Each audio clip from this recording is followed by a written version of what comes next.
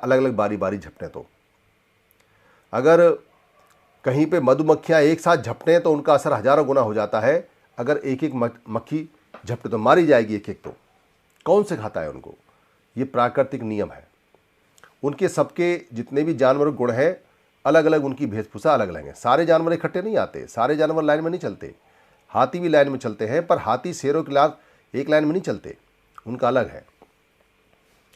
उसके बाद ये जो एक साथ एक काम करने का, एक कल्चर करने का जो तरीका है, वो हमने सीखा, समणों ने सीखा, चेतना के साथ सीखा। और हमने जितने भी नियम बनाए या जो संगतें की, उसमें वो नियम लागू किए और वो नियम चले मौखिक रूप से। क्या नियम चला? एक निर्णय हमें लेना है, एक निर्णय पे हमें चलना है और एक निर्णय को हमें मानना है। यानी कि सामूहिक रूप से हमें एक जो निर्णय है वो सामूहिक रूप से पास करना है, उसको मानना है और उस पर चलना है एक रूपता के साथ। संगति लगती थी तो लगभग सब एक सा ही कपड़ा पहन के आते थे और खाना लेके आते थे तो एक साथ ही खाते थे। एक ही बात होती थी, चकड़ मकड़ नहीं होती थी, बीच बीच में लोग जंप नहीं करते थे, कूदते नहीं थे, ये आदत नहीं थी। सब कुछ बहुत डिसिप्लिन चलता था। उस एकता से, उस एक तरह से रहने से, उस एकता के व्यवहार से एक संस्कृति, एक संहति, एक कल्चर से ताकत मिलती थी। और आगे बढ़ते हैं तो बुद्ध ने वहाँ से सीखा, सिद्धार्थ गौतम ने सीखा, बुद्ध बने तो नियम अप्लाई किए। भिक्खु संघ में तो कमाल हो गया, कपड़े भी एक से कर दिए, यानी कि एक सा रंग कर दिया। कासाय बोला करते थे, कासाय रंग, एक सा रंग कर दिया कपड़ों का। कपड़े एक से कर दिए, यानी कि चादर रहेगी सबकी एक सी रहेगी, एक साइज की कर दी।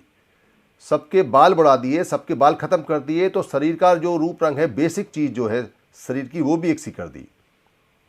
तो पढ़ाया भी एक सा, तो सोच भी एक सी हो गई, तो नाम भी सबका समण ही रहा। तो सारे के सारे लोग चलते भी लाइन में थे, नियम बन गए, लाइन में चलते थे। तो मनुष्य ने लाइन में, प्रचारकों ने लाइन में चलना वहाँ से सीखा। पहली सेना बुद्ध की जो लाइन में चली, उससे पहले सेना नहीं थी, सेना बहुत बाद में बनी, पर भिक्खु सेना उस समय बनी। और भिक्खु सेना लाइन में चलती थी, डिसिप्लिन में चलती थी। जो आगे वाले ने आदेश पारित कर दिया वो पीछे तक कन्वे हो गया, माना जाता था, डिसिप्लिन पूरा होता था। खाना कैसे खाना है, कब खाना है, कहाँ खाना है, कहाँ रुकना है, सब कुछ डिसिप्लिन में, एक रूप, एक समानता, एक जैसी बात।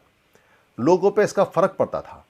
देखो भिक्खु सेना, भिक्खु संघ कितने नियमबद्ध चलते हैं, कितने डिसिप्लिन हैं। लोग उनकी बात मानते थे, परिवर्तन हो गया, लोगों ने बात मानी, डिसिप्लिन में चलने लगे। आज भी थाईलैंड के अंदर, बर्मा के अंदर, नेपाल के अंदर, या जहाँ जहाँ ये भिक्खुओं का परंपरा है, वहाँ उनकी चप्पल भी लाइन में लगती हैं, वो आज भी लाइन में चलते हैं।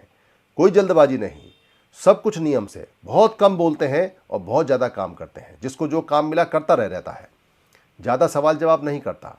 ऐसी परंपरा, इतना ज़्यादा डिसिप्लिन हुआ कि पूरा देश डिसिप्लिन में आ गया। जापान में तो डिसिप्लिन सीखकर लोगों ने राज कर दिया। जापान का राज पूरी दुनिया पर चलता है, उसकी इकोनॉमी सबसे तगड़ी है और डिसिप्लिन के मामले में उसका जवाब नहीं। इतना ज़्यादा अनुशासन, इतना ज़्यादा अनुकरणीय है। उसके बाद आगे बढ़ोगे आप, वही डिसिप्लिन आप देखोगे जो बाद के लोग आए, जिन्होंने बाद में संघ बनाए और संघ सीखे बुद्ध से, उन्होंने डिसिप्लिन और भी अच्छे बनाए। देखिए आप बात करो, जो सबसे पहले के लोग थे, जो ईसा मसीह थे, जो बुद्ध के अनुयायियों से सीख के गए, उनके यहाँ जितने भी मंक्स बने, यानी भिक्खु बने, नन बने, यानी भिक्खुणी बनी, सबके एक से कपड़े, सबकी एक सी लाइन, सबका एक सा बैठना, सबका एक सा उठना, सबका एक ही तरीका, एक ही सिस्टम में चलते थे, एक ही बात बोलना, एक ही तरह से उसमें लाइन में लगना। कमाल का डिसिप्लिन। जो प्रेयर करते हैं सब एक साथ बोलते हैं, एक साथ गाते हैं, अजीब पावर आती है। प्रेयर में क्या बोला पता नहीं, पर प्रेयर का एक सुर होता है, उस सुर से एक आवाज़ आती है, वो आवाज़ अंदर घुस जाती है, लगता है सारे लोग सामूहिक बोल रहे हैं। सारे लोग सामूहिक बोलते हैं तो उसका जो तरंग है ऐसी शरीर में उठती हैं कि भूखे आदमियों के अंदर भी जोश आ जाता है, क्योंकि ताकत दिखाई देती है। और आगे बढ़ो तो जब मोहम्मद मुस्तफ़ा आए, मोहम्मद साहब, तो उन्होंने जो नमाज बनाई वो एक सी, सब एक साथ झुकेंगे, एक साथ उठेंगे, एक साथ बैठेंगे, एक ही प्रक्रिया एक टाइम में सारे करेंगे। सारे सफ़ा बना के रहेंगे, सिफ़ा मतलब लाइन बना के रहेंगे, सारे लाइन में रहेंगे। और जो हज करने जाते हैं लोग या वेटिकन सिटी जाते हैं जो ईसा मसीह का बर्थडे मनाने, आप देखो उनके फ़ोटो, सबके कपड़े एक से। हज करने वालों के सबके सफ़ेद, चाहे कोई अमीर है चाहे कोई गरीब है, सबको कपड़े मिलते हैं जो हज करने जाएगा। एक सी लाइन, आप पहचान नहीं सकते कि इसमें कौन बंदा क्या है। होगा कोई बहुत बड़ा अफसर, होगा किसी देश का सम्राट, होगा कोई गरीब, होगा कोई मजदूर। हज करने गया तो एक लाइन, एक जैसा कपड़ा, एक जैसा खाना, एक जैसा रहना, सब कुछ एक, सारे एक हो जाते हैं वहाँ हज जाने में। सिखों के यहाँ आप जाओ गुरुद्वारे के अंदर, जब वहाँ उनका उत्सव होता है, कुछ होता है, तो उनकी एक सी ड्रेस, एक सी वो सत्कार, एक सा बैठते हैं, एक सा खाना, एक सा रहना, एक सा उठना, एक ओंकार, एक आकार, सब एक हो जाता है। किससे सीखा? बुद्ध की पहली लाइन से। किससे सीखा? श्रमणों के पहले कार्यक्रम से। किससे सीखा? प्रकृति से सीखा। तो एक तरीके से काम करने का जो कल्चर है वो ताकत देता है, ये बात सभी जानते हैं। ये बात हमने